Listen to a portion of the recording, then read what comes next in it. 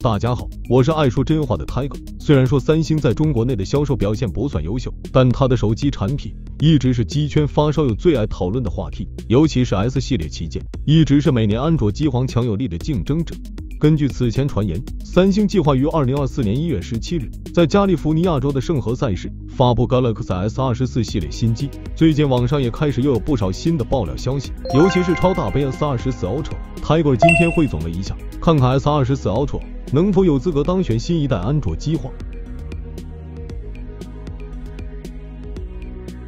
根据博主 Y 冰宇宙爆料，三星 S24 Ultra 的外观设计并不是网上广为流传的那样，整体设计依旧和 S23 Ultra 没有太大的区别，中框依旧保持圆润过渡设计，机身非常板正，后置镜头模组依旧竖向排列。值得一提的是 ，Ultra 版预计采用钛合金边框，并且实现了曲屏到直屏的转变。博主还展示了基于 CAD 的渲染图的基础上细化的三星 Galaxy S24 Ultra 渲染图。结合渲染图来看，这一次三星 S24 Ultra 的屏幕方案也和往代区别不大，依旧采用居中打孔。有区别的是，这一次的打孔会变得更小，并且稍微往下移，屏幕边框四边等窄，一眼看去有种目之所及皆是屏幕的感觉。不得不说，三星在屏占比方面控制的还是很极致的。现在可以确定的是，这一次的 S24 Ultra 大概率会采用直屏方案。屏幕方面一直是三星的强项。在参数方面，博主还爆料 S24 Ultra 版屏幕约 6.8 英寸，分辨率是3120×1440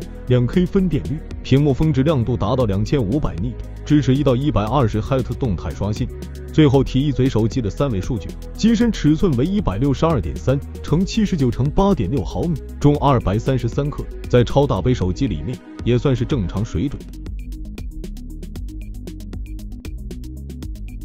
根据此前的爆料，三星 S24 系列会采用双处理器方案，不出意外的话 ，S24 Ultra 应该会搭载骁龙8 Gen 3 for Galaxy。从目前小米14系列的性能表现来看，骁龙8 Gen 3综合实力非常让人惊喜，相比上一代骁龙8 Gen 2有 30% 左右的振幅，甚至一度赶超隔壁 A 系处理器。就看看三星对骁龙8 Gen 3的调教如何。不过参考往代旗舰，三星的性能调教似乎没有国产旗舰那般激进。上一代三星 S23 Ultra 独有的是 X 潜望式长焦，因为其强有力的长焦实力，让它一度成为了演唱会神机。但三星似乎唱反调，在 S24 Ultra 身上长焦镜头被砍成了 5X 潜望式长焦，而在主摄上，三星会采用适用于2亿像素的 ISO Zoom Anyplace 和 2AI Remote 解决方案。虽然长焦被砍，但好在还有一颗2亿像素主摄，参考上一代主摄表现，成像效果足够优秀， S24 Ultra 的影像值得期待。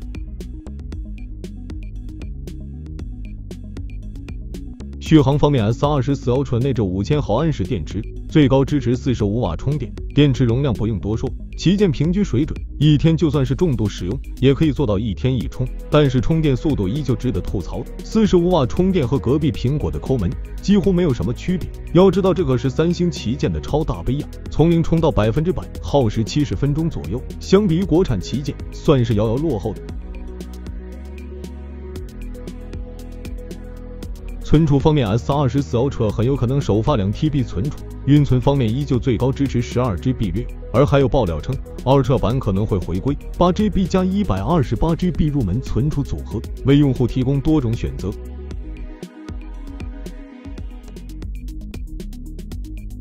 最近 Galaxy S24 Ultra 和 Galaxy S24 的韩国版在 Geekbench 上现身，正如之前的爆料。Galaxy S24 Ultra 很可能只会搭载高通骁龙8 Gen 3的超频版，而 Galaxy S24 则会在大多数市场使用三星的新款 Exynos 2400芯片组，只有少数市场会使用骁龙8 Gen 3。搭载 Exynos 2400芯片组的 Galaxy S24 韩国版型号为 SMS921M， 在 Geekbench 上的单核和多核得分分别为2051和6204。此外，测试机配备 8GB 的内存。搭载骁龙8 Gen 3的 Galaxy S24 Ultra 韩国版型号为 SMS928M， 在 Geekbench 上的单核和多核得分分别为2214和6744，配备 12GB 的内存。根据这些结果，看起来 Galaxy S24 Ultra 的骁龙8 Gen 3 CPU 和 GPU 的主频都比其他厂商使用的标准版芯片组高出100 MHz。当然，目前这些得分数字并不能完全反映三星新一代旗舰的性能，